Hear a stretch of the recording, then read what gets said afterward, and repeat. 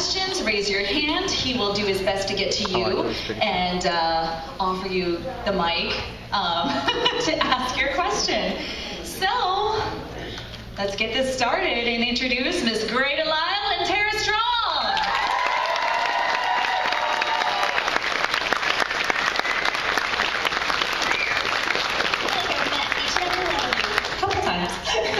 Hi guys. You're all looking familiar now. You guys are so quiet already. Make sure you record it because it doesn't happen very often.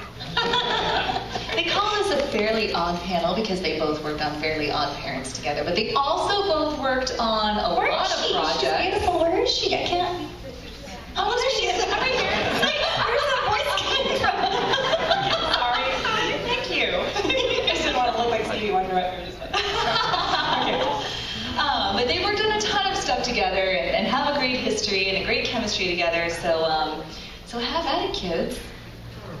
Just want to go right to questions. You want to? Sure. Let's just toss it out to the audience. Toss it out. All I told them the story of how we very met. Yeah, like toss. Okay. Yes, Shaggy? Yes, you. You're dressed like that, right? I didn't just insult you. Okay. Shaggy. We solved that creepy mystery, Shaggy. Okay, good. I was like, oh, this is a good way to start. Okay, here you go. What was your guys' favorite Timmy and Vicky confrontation? I kind of like when you were to like Chip Skyline or something like that. There was like one thing where I really messed it up for you and you were freaking out or close or I don't know. She's always ruining man opportunities for me. Man opportunities. Secretly we love each other. That was funny. But I think my favorite Fairly Odd Parents episode ever was when Timmy wished it was Christmas every day. I wished every day could be Christmas. That one, that was funny. Well, it's not gonna be Christmas, you little twerpy jerk. I do love Tootie too. Timmy, I love you so much.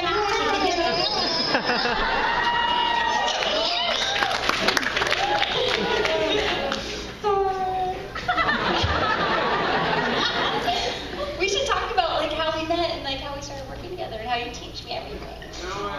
Do it! Well, the weird thing is Gray was late for her first session. And every session after that. Ever since then. And she always walks into the coffee being like, hi! I call it latte, like a vanilla latte, because I have to stop for one. Yeah, well, because if anybody was at my panel last night, I was saying that I got in a car accident on my way to Rugrats, and I was like late and freaked out, and she was really nice to me, and she was like, you know, she was an old pro by then, because she'd been doing it since she was little, so she was like, come sit here, sweetheart. I wasn't 80. No, she was really sweet to me because I was really freaked out. So. And then what happened after that? We were the McNulty brothers. Yeah. Did you guys see the Olympics? But those stupid babies, I didn't know how to go and find a dead lizard. Now it's just kind of like a little boy like this, one of the McNulty brothers, and then I played Reptar the one time that he talked. Well, at least what else? What else happened, Tara? Well, we started doing Fairly Odd. Yeah, and Websy and Danny Phantom, some Scooby. Lots of coffee in between, lots of lunches. Yeah. It's pretty scary to hear Reptar come out of you. I'll just say that for the record. I just had to close my eyes and not look. All right, Sort of like a Saj Ventress. No, stop it. Stop it. Hands, save me. Somebody with a hand, for the love of God. Behind you. Oh, thank you. Well, I can't. I don't know why it's back way. Hi. Together, the two of you are my entire childhood, so I just wanted to say thank you.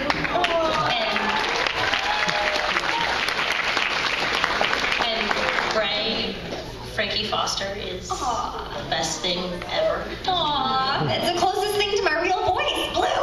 Oh my gosh, you're driving me crazy, Blue. Get over here. Thank you. Thank you both so much. I don't have any questions. I just wanted to thank you. Thank you. Good I told question. them the story about how, I don't even know if you remember this, but when I got the part for Foster's and you got your part, we were all excited. And then I was on vacation in Hawaii and you called me and said, actually, you know what? They're going to go to celebrities. They're going to do a celebrity round of auditions. So, and I was like, what? Oh my God, that's horrible. And then she forgot to tell me she was joking until, she left a message and then I was trying to call for like 6 hours. So I was like freaking out for 6 hours. I was like, oh yeah, I was just kidding about that. You, sir, in the ears. You had your hand. I'm behind you now. I'm over here. Hi. Don't touch the mic. Haven't you ever been in my panels? Let's lean in. Let's lean in. Let's moment. Let's scare all these people between us. For Tara Strong, I'm sorry if this is unrelated. Well, I know it's unrelated, but can you please say it's hero time? It's hero time as Raven or as... Oh, it's Ben, I'm sorry.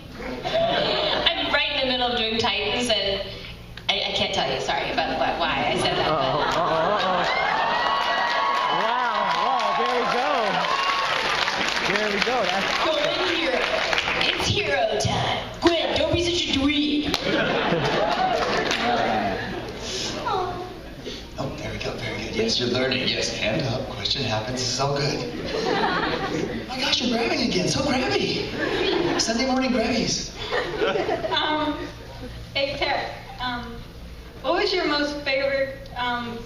What was your favorite character that you liked to voice for the most? That I've ever done? My very number one favorite was doing the sequel to The Little Mermaid and singing with Jodie Benson, because I just don't know what little girl didn't want to be the Little Mermaid, so that was the closest thing. And like when I first met her, I burst into tears. She's like, "Are you okay?" And it was so surreal to sing with her. And then after that, that's always my first favorite because that was like my dream job, and then I couldn't possibly pick a second favorite. I loved doing Twilight, I loved doing Harley and Batgirl and Timmy and Powerpuff Girls. I've just been so lucky with all the characters, so I couldn't possibly pick a second favorite. Right? Yeah, pick a favorite. Well, Azula's my favorite because she's just so evil and so cool, and I'm not very cool in real life. So I'm a goofball. Oh, I'm a total goofball, but which is cool. That's cool. But I'm doing this new fairy for the Tinkerbell movies. You know, they're doing direct to DVD, and she's called Gliss, and I started just doing scratch. Like a lot of times we'll get hired to do scratch for those, and which is fine, and then they choose a celebrity, which is fine. I still made my money while I did my scratch. But I added in a lot of my personality while I was doing scratch. I was just like adding in funny lines here and there, and so they said, great, we brought in some celebrities, but then we felt bad because they were kind of reading like your lines after stuff that you had actually come up with, and it was so your personality that we kind of felt bad, and we just were giving you the part. So I was like, wow. So it hasn't come out yet, but it's called The Winter Woods, and it'll be out like in a couple months, and it's actually maybe at the end of this month I think it's coming out. Anyway, so Azula's my absolute favorite ever because it was just such a great acting challenge, but this part of Gliss is like one of my second favorite, because I just feel like I put a lot into it. So, yeah.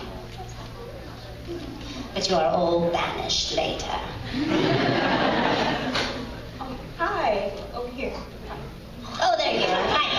Hi. Do any of you have like arguments with any of the characters in your head over some sort of dilemma or decision making? In real life or on shows? In real life.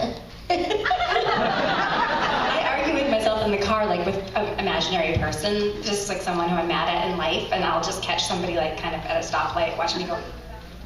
Tell them the story about when you were being filmed and you didn't know for an audition.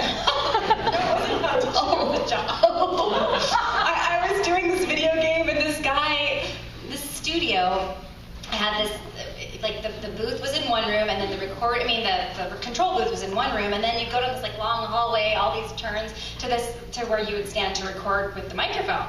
And I was working on this video game, and the guy was just like, over-explaining. Like, I've got it all. Like, I read it beforehand. I know what I'm doing. And every line, he was like, okay. So she started out on this long journey, and then she went over this mountain, and this warrior, it's just like a 15-minute thing, and then my line's like, stop, or something. And the next line, okay. And I'm like, oh my God. Like, every time I started talking, I was like, oh no.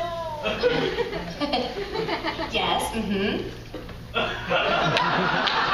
was like going on, and so then at the end they're like, hey, do you want to meet the director and everything and come back and say goodbye to everybody? I was like, yeah, absolutely. And I like pack up my stuff and I go in there, and there's a video camera has been set up in the room that I was in, and there's like a monitor with like my empty microphone like just like huge on it.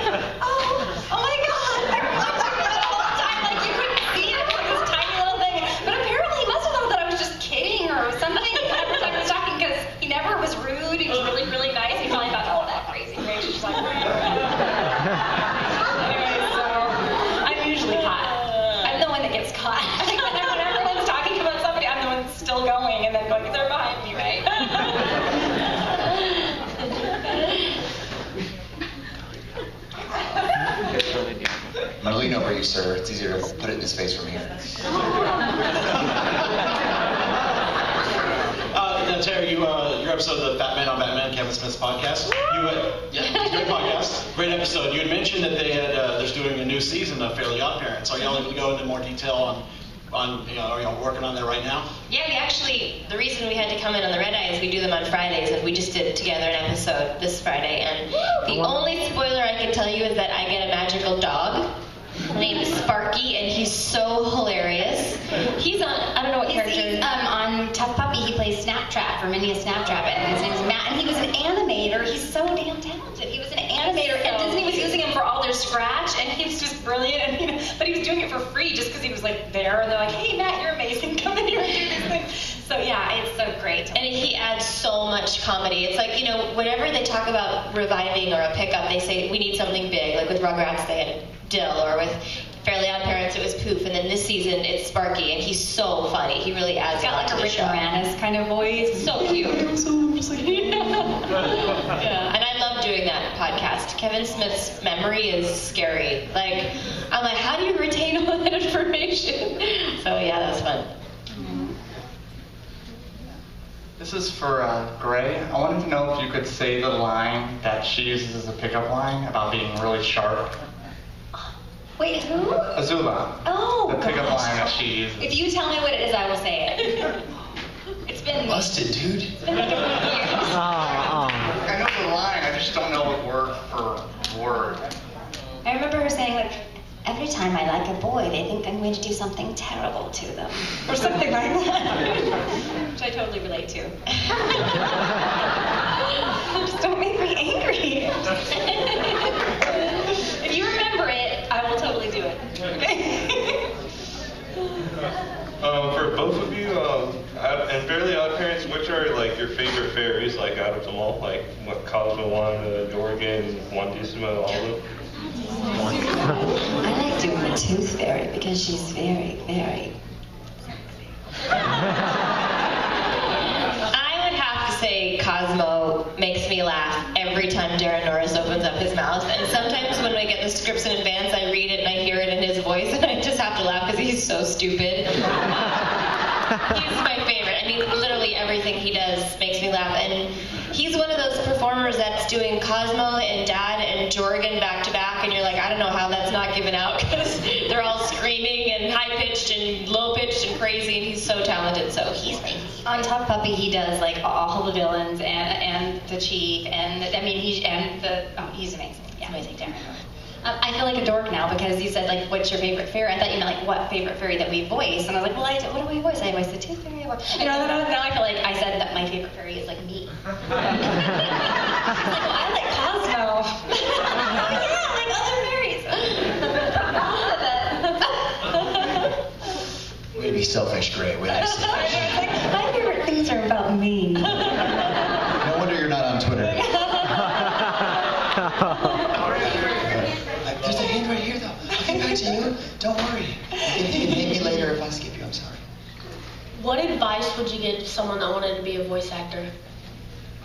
Well, I always tell people to start with acting lessons and singing lessons and improv classes because, people say, oh, I want to do that. It's just reading, right? And it's not. You're creating these characters and bringing them to life. And any acting training that you have when you're learning beats or how to improv, like Grace said, she got this role because she was, injecting some of her own funny stuff. And you have to be really confident when you get to that level.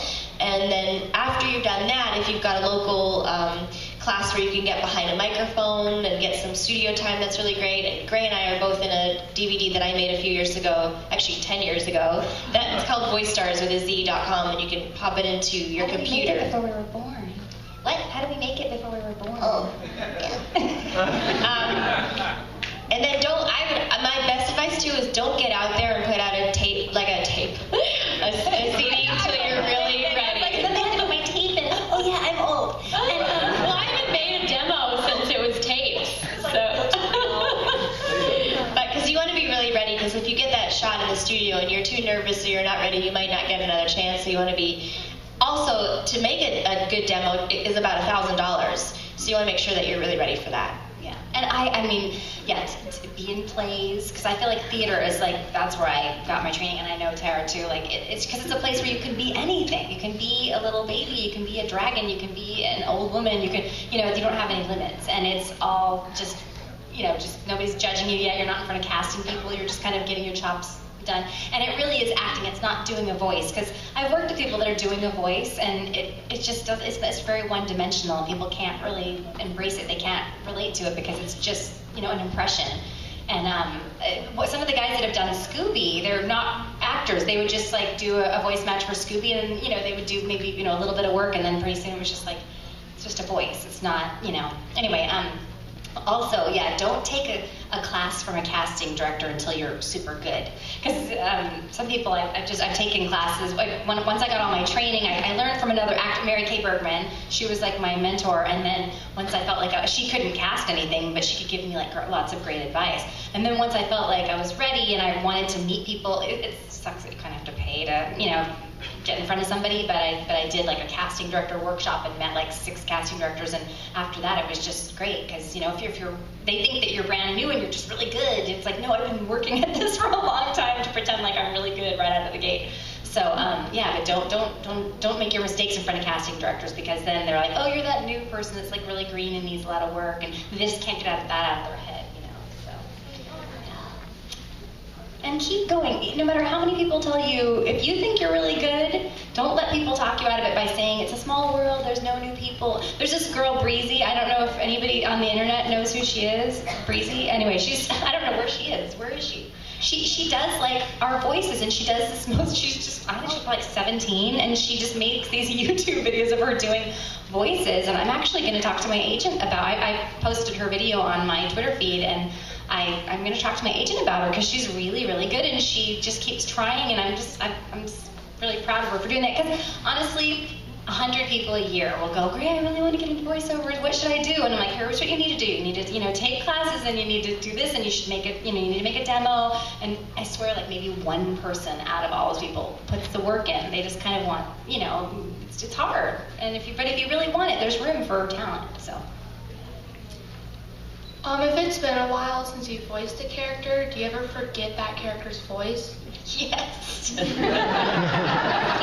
it's been a while, especially video games, who asked me, I don't know if you're here, but in line they said, can you do Persan? And I forgot. Like, video games, sometimes you forget because it's so much dialogue, and then you move on to whatever series work you're doing. Typically, if you've been doing a show for a long time, that kind of sticks in your head, but I don't know, to revisit. I did Wax on Friday, and I was like, what is that again? I mean, it's been a long time since I've done her. So I was kind of doing her with more of an Irish accent. And he's like, no. And I was like, oh yeah, it's more of a Fargo kind of thing, right? And he's like, yeah. The good news is they'll always play what they call a voice reference, and they'll play it back for you so they can remind you.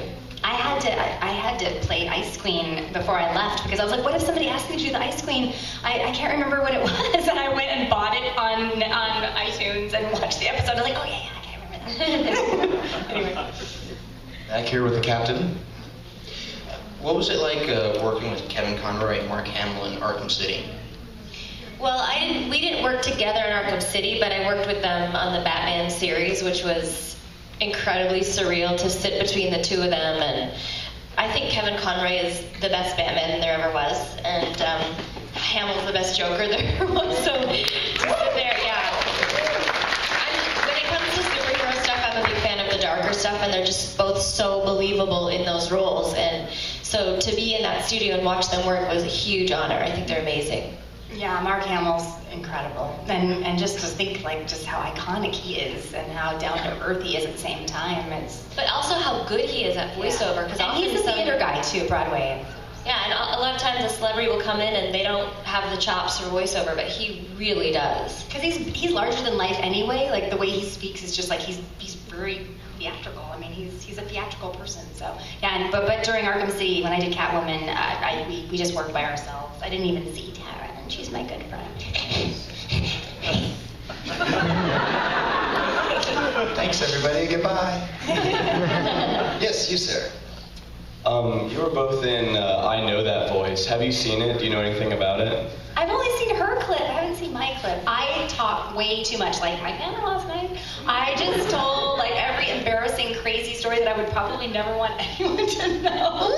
And then I called them after. I was like, yeah, can I cut out some of the stuff that I said? And I complained about people, and I'm like, whoops, some bridges. So yeah. Anyway, they're really nice guys. So hopefully they'll keep my career alive. Yeah, I haven't seen any edits. I just saw the clips. You may be on YouTube by now. They've released some more clips. Okay. Yeah, the one where you're bashing everybody might be up there for everybody to see. I was talking about like just bad directors, which is not good because it's like I still want them to hire me though. So I make a lot of bad choices. She's always trying to help me and save me, and I don't try. When you did Fairly Odd Parents, were you very sad about Timmy's life when you were acting? I don't know that Timmy so much gets sad because he has these fairy godparents helping him out, and certainly when you watch certain episodes where his parents don't know his name, or Vicky's, going to kill him, then it's sad. But within the animation, I've been sad in roles. I've been sad as Harley or as Kylie or whatever it was. I've been sad, but not so much with Timmy because he's got these amazing fairy godparents to get him through stuff. I feel like they're his real parents, Yes. Yeah.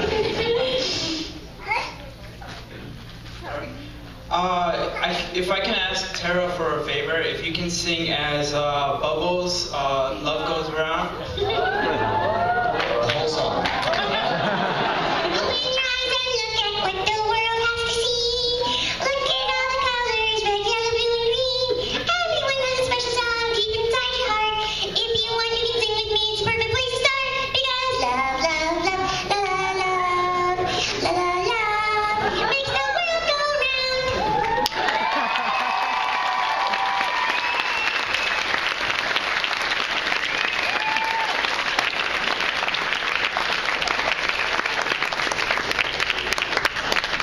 You're the follow-up to that. So. Gray, I think you did a very good job as doing Asajj Ventress in Star Wars. So, what's it like doing that character for you? Gindi just he said he wanted it like really androgynous, so they picked me.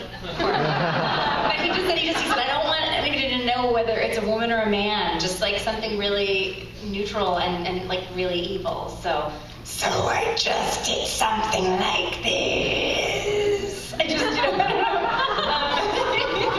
but yeah, no, I didn't realize how big that series was going to become. You go in like once or twice, and then the same thing with Arkham City. Like I was like, oh, I'm going to be Catwoman, because they were going to do something. They were going to use some other woman, and then it wasn't working out. So Colette just called me last minute. Can you just come down here for like 40 minutes? And I was like, sure. I didn't even know what it was. Get there, I'm like, oh, this art is really cool. I did it, and then all of a sudden my friend's like, oh my God, Arkham City is trending on Twitter, and somehow you're involved. I don't know what, but your name is coming up.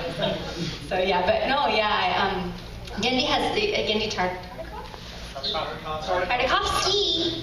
I just call him Gindi because I can't pronounce things very well. But he just has such a clear vision of what he wants. He will explain. I mean, when we did Samurai Jack, he just always had like just such a clear vision of what he wanted, and he would give you a good explanation ahead of time. So.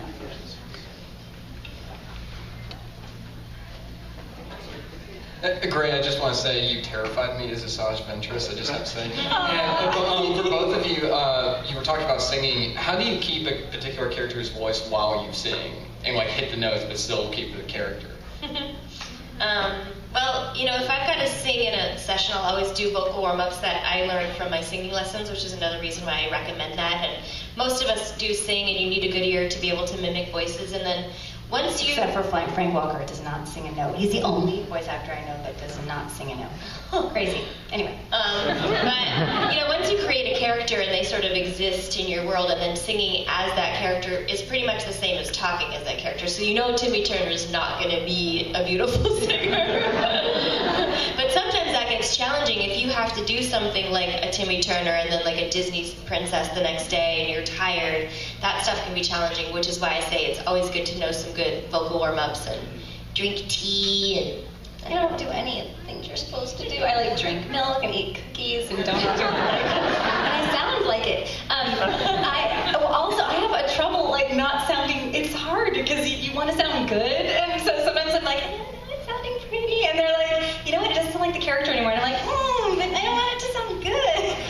So it's hard sometimes to just put your ego aside and go, okay, I'm gonna just be this person, and then Vicky's gonna say like this.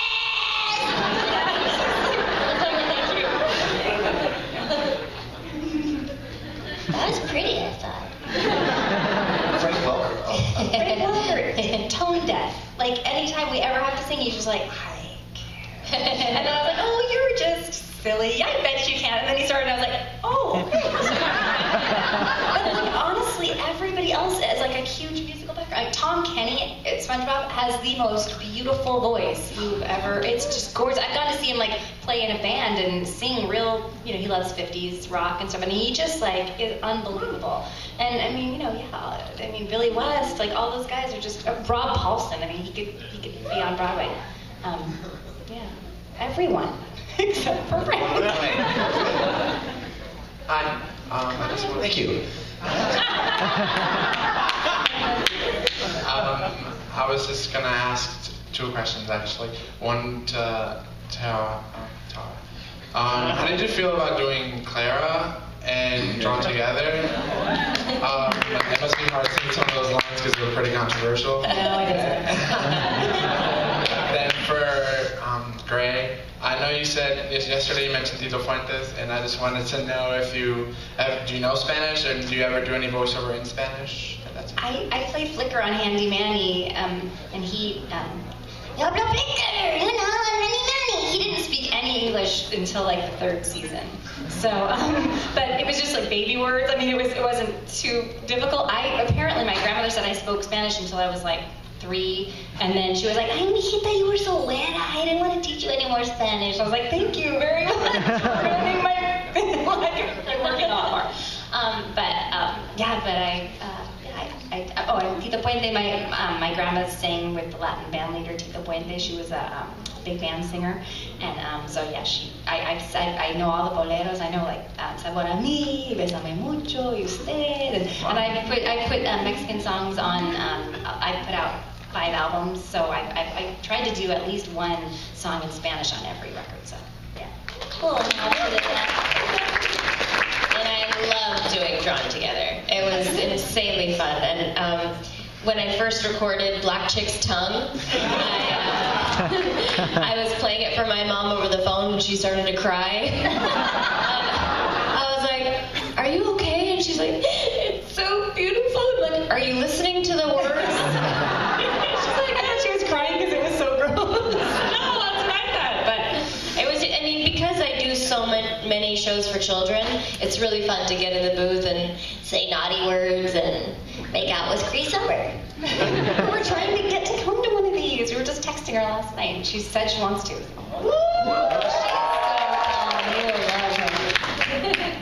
So her thing is, one time she put her purse on her arm and she was getting ready to go, and they were like, oh, Cree, we just need you for one more line. So, can't you see I got my bag on? You know, and so now every time anybody's leaving and they call you back, they're always like, can't you see I got my bag on? That's to me, that's great. Really, nobody here where I'm standing? Really? Thanks a lot. Thanks a lot, this section. See you when I come back to visit. Hello, Hands. I like you guys. So you've both been very inspirational to me and been around my whole life. But I haven't heard Gray talk about the Weekenders yet, and Well, Laura Corey was one of my favorite characters because she was just like really simple and nice and sweet, and you know, she's just, it's all out there. And I just had so much fun with, that was just a dream cast. We would always I love Phil Lamar and Kath Soucie and Jason Marsden, which I'm working with Jason on a new show called Kaijudo right now, so and Phil Lamar's on that too, and Bradley Baker. So I got our little group back together. And Jeff Bennett would come in on that show and just do like 5 minutes of work. He did like one line in every show on the Weekenders, and we were just like, oh, Jeff, gosh, you know, that's like the easiest job ever. But he didn't get to sit and have fun with us. Those were really fun sessions, just the 4 of us, and we really bonded. And it was one of my first big cartoons. So yeah, I loved the Nemesis kids, Bree and Colby. The character was really good. I mean, the creator was a really good friend of mine, Doug Langdale, and he he just wanted them to be really cheesy people. He's like, oh, you know, they're like the popular kids are super cheesy, so I decided to name them Bree and Colby after cheese. And then he did El Tigre. I don't know if anybody watched El Tigre. El Tigre. And now we're doing a show with a new movie. Doug Langdale, if you like him, he's working with the creator of El Tigre to this feature animated feature with Guillermo del Toro. If anybody knows like Pan's Labyrinth, and it's going to be amazing because the animation is incredible. If anybody knows Jorge Gutierrez, because he worked on El Tigre. Anyway, that was long. I like lore. Thank you. All right, you. Just because you have really awesome black plastic glasses, and that's awesome.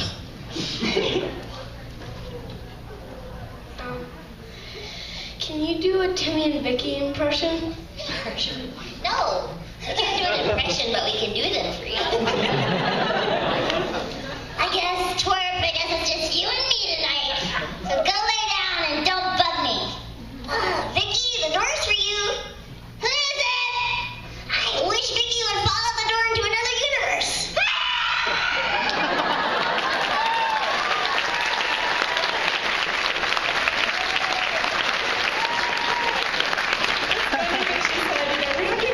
We do them because I've met kids and you're like trying to do something cool for them, you know, and you end up looking like an idiot because they're like, oh, I like Fairly Odd Parents. And I'm like, you do? Oh my God.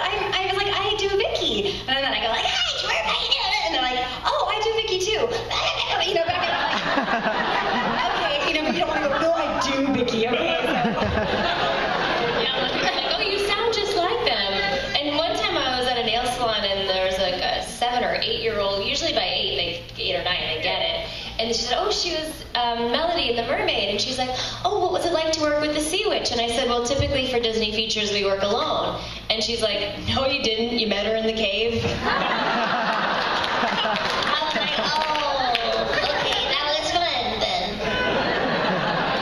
We had a trick-or-treater that was dressed like Clifford, and I do the voice of Emily Elizabeth on Clifford. And so I was like, oh, how cute. And her mom, we had a long driveway, so her mom was like waiting for her at the very end of the driveway. So she came up and I was like, you know, Clifford, where are you? You want to hear a Speckle story, Clifford? Like I'm talking, and all of a sudden the kid just like freaked out and she ran back to her mom, just like crying. And her mom didn't know what I did up there. And so her mom just said, what did you say to her? What did you do to her? And they just like walked away, just totally freaked out. I was like, I'm Emily. Like a funny person, so yeah.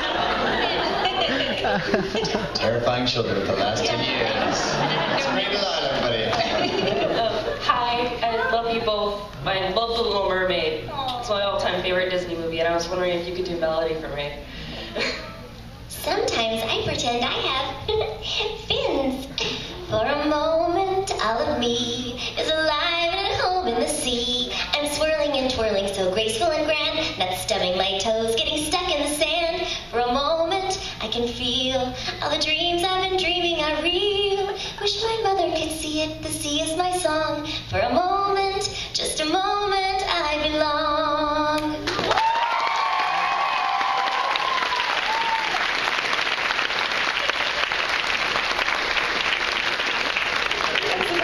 I'm like, oh shoot, she's not gonna be able to remember those words. What are we gonna do up here? And then she does it. Disney magic. Now this was coming. You raised your hand. What are you doing, man? Can you do Azula's freak out at the end of where she freaked out? Well, hey, tell me what line you want, and then I'll do it. Just like the screamy freak out part. Okay. Did she say anything, or did she just scream? It was just when she's screaming all the fire down. Yeah.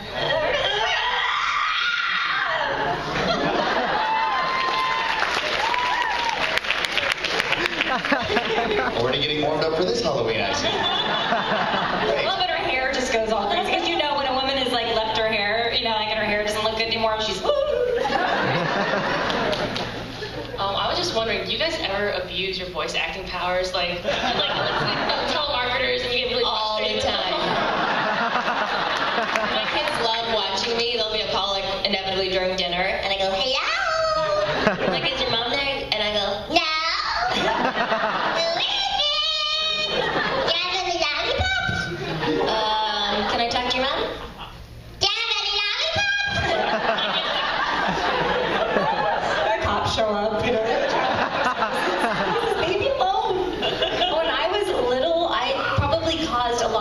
trouble for people because I was like 8 and I could sound like a woman, and I would go through the phone book and look for, this is horrible, I can't believe I did this. But I would go through the phone book and look for like couple names, like Mr. and Mrs., you know, Ken Jenkins or whatever, and so I'd call them and go, hi, is Ken there?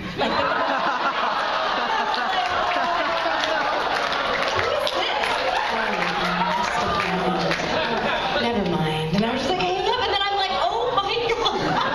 I kind of didn't really remember it until like I was 17 or 18 when I realized the gravity of what I did. Just cost a few divorces, it's fine. So that was you the other night. And I mean, the sheer volume of calls that were made, because I mean, I was a latchkey kid, so I was like, I'm home for 6 hours, whose life will I ruin? I mean, like, seriously, like, Jenkins, June. See, you thought she made your childhood, she ruined your childhood. Yes, you, Mr. McFly. How was doing Lollipop Chainsaw? It was so much fun. I mean, some of the dialogue, I was like, what? You want me to say that? And working with Gunn was amazing. He's such a good director, and it was so much fun. It was really funny because in the trailer, if you see when I'm calling him gonorrhea face, usually when I'm doing something, I'm really focused on the script and the stage direction, and I don't look up that much to the director because I'm just one of those persons that I'm in the moment, and then he's like, why'd you look at me when you said you've got gonorrhea face? And I'm like, I don't know, you've got gonorrhea face. I don't know, I just looked at it. But it was really fun. And then because the wristband, I'll get you guys in a second. This is for both of you with a quick follow-up with Tara.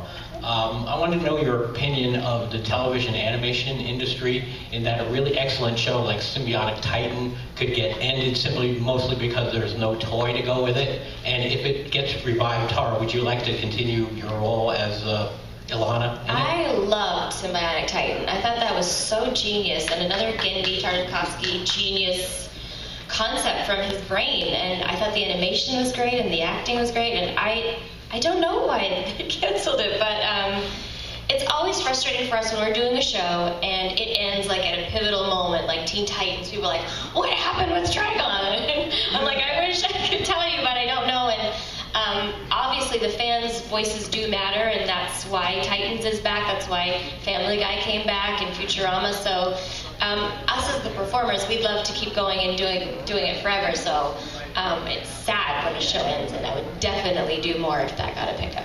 I loved it was between Tara and I for that part, but but it was such an amazing script, and obviously Gendy's amazing. And I love the art. I thought it was so well done. Yeah. He really is just.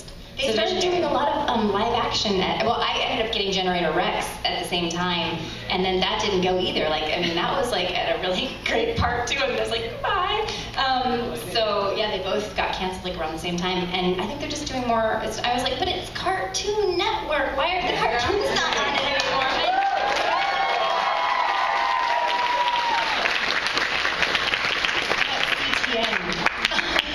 But yeah, about the toys. Yeah, I just don't like that when I do. It's so sexist, but a lot of the girl toys don't sell. So we'll do this great thing, and everyone gets an action figure, even some schmo that came in twice, and the girl one doesn't get one. So, but I know because I have a 5-year-old son. He's like, I don't want the girl one. So I know. I've tried to be really equal with him, and girls can do anything. He's like, okay, but I don't want to play with their toys. They can do anything with the girls. All right, this isn't going to be awkward unless you let it be.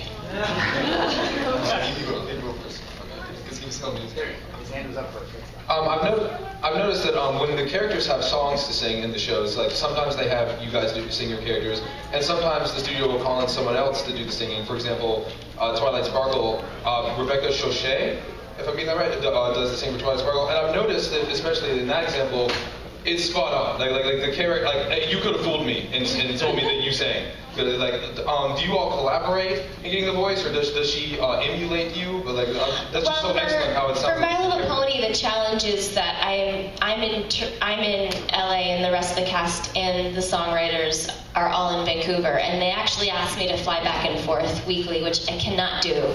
Not just because I'm busy, but I just don't want to miss my kids that much. And so it was a sad decision, because creatively I love to sing and I'd like to do that, and she does sound exactly like me, and to her credit, she does an amazing job. And I know on that show now they have a lot of singers doing even Pinkie Pie and Fluttershy and all the other girls, and the songwriter has a really, really good relationship with the girls that are doing the singing, so they get what he wants right away, and I think that's why they're sort of moving in that direction on that show.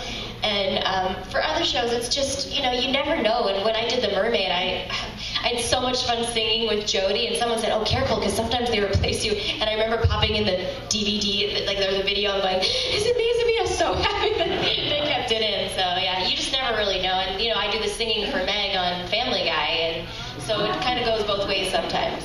Yeah, I'm good at singing in character if there's a real character-y voice, but if it's a voice that's really close to my own, because I'm a rock singer, I end up sounding like I do on records and stuff, and it's a very different kind of singing. Like, I'm not like a Broadway quality singer like she is. I mean, she could, she's got, I have like a very stylized singing voice, and so it sometimes doesn't sound good. I did the Wizard of Oz, the Warner Brothers Wizard of Oz that just came out with Tom and Jerry, and I got to play Dorothy and some other things on there, and it was like my lifelong dream, because I've been doing that impression my whole life.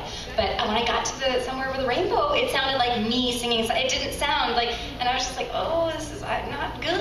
It's not good. And then I was at my husband's parents' house, and they didn't really know much about what I did. So he was like, what, Mom, Dad, she's in this. So we're sitting there watching it, and the girls start singing, and I'm like, I'm actually good. I'm really doing a great job. And then 2 lines into it, I'm like, that's not me. Yeah, I was so relieved though, because that girl was really good, and hopefully people think it was me. But like Black Canary, I did for the Music Meister, I played Black Canary with Neil Patrick Harris, and that music is so well written. But I could kind of get into it that way, and they didn't mind. They were like, we want it to sound like you, we want it to sound like your records. So I was like, oh, that's great, I can do that. I just can't, I don't do that Broadway thing so great. Sorry, that's why she gets parts and I don't. He answered your question. Well, that was good then. That was good. You're like a Borg. Okay, new question. Tara, can you do a shout out for me in Twilight Sparkle's voice? My name was Wesley. Your name's Wesley? Dear Princess Celestia, today I met Wesley, and he's pretty cool because he came to see me in Orlando, unless you live here already. Your faithful student, Twilight Sparkle.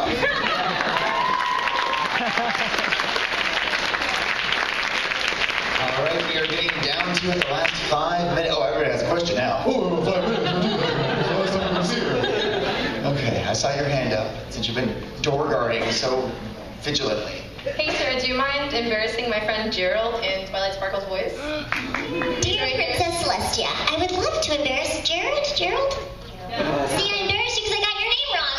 I hope I get through this quickly because clock is ticking, I'm gonna be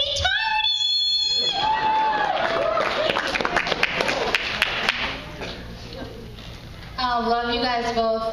What are your favorite episodes of The Grim Reaper and also Timmy Turner's Very Odd Parents? Like I said, my favorite is definitely the Christmas, Wish Every Day Could Be Christmas one. It was just so fun. My favorite episode of Grim Adventures is when Mandy had to sing Somewhere Over the Rainbow, that great song. That song is me, I don't get it. And it was hard to sing as Mandy, because singing is kind of a joyful, really expression-filled thing to do, and Mandy was just, and she just hated every second of it. You could just tell she was dying inside, and then that smile that cracks the earth in half. I just loved it. That was just the summation of her character. Like, when she smiles, the world ends. The universe, yes. For the person that wanted the Azula pickup line, I think it is your outfit is so sharp that it could cut open the hull of the Fire Nation Navy ship, leaving thousands drowning in the bay. Wow. Leaving thousands drowning in the bay. Drowning in the bay. so sharp. So sharp that it could cut open the hull of the Fire Nation Navy ship, leaving thousands of drowning.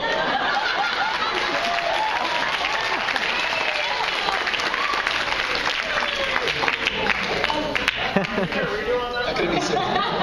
Okay. So sharp that it could cut open the hull of the fire. I would. I feel that. No. It was shorter. Tara, could you please say the line, all the ponies in this town are crazy as Twilight? All the ponies in this town are crazy! Yeah, I'm not crawling over all these people. I'm sorry. I'm sorry. There we go. Thank you. For Tara, what was your favorite line to say as Timmy Turner? One line. I have a new favorite line. Ready? It's hard to learn.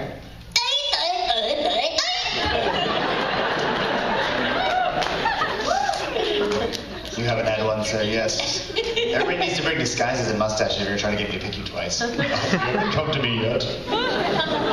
Tara, on Chowder, when you were doing when you were doing the car washing, was that just for show, or were you guys actually washing cars? Voiceover pays crowd. That episode cracked me up so much, and I always thought that it would be so funny. It's funny that they did that, because I always thought it would be so funny if in the middle of an episode, for whatever reason, and if you remember, it was because they ran out of money and they couldn't finish the episodes. It was a car at Cartoon Network, like it was someone that worked at Cartoon Network, and we just went out and filmed it, and I think we were washing it, but mostly I was just posing, which is weird. Weird. That was fun, though.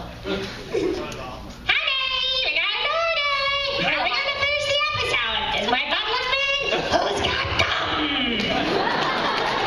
You were the hot chick they were using to get to the load of the car wash. And there's always those like girls that stand there like car wash, and then some. Then you don't get those girls washing your car, is what I'm saying. Not that I've ever tried to get a hot chick to wash my car. I got completely ripped off. Hi, this one's for Gray, because I idolized you since childhood. Is there any way that I could have you just say something horribly sadistic in Azula's voice for Hannah?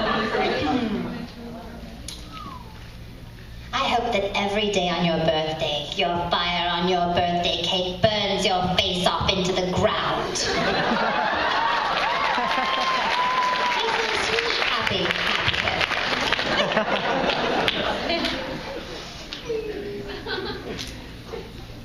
Hi, everybody. How you doing? Hi. Hey, front row guy, you're close enough. You ask a question without the mic real quick. Yes, you, right by the pink hair. You. Yes, just they're right there.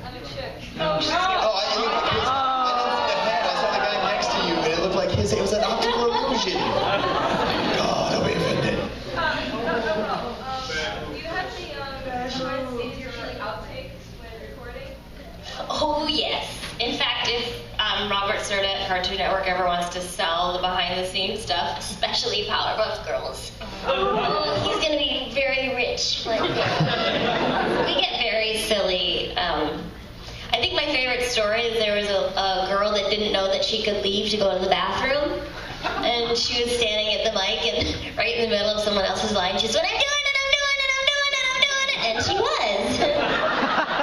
Peeing on the floor, like, you can say I gotta go in the bathroom. I had a kid barf in the studio once, too. Sad. So the girl peeing was the first time you met Gray? Or?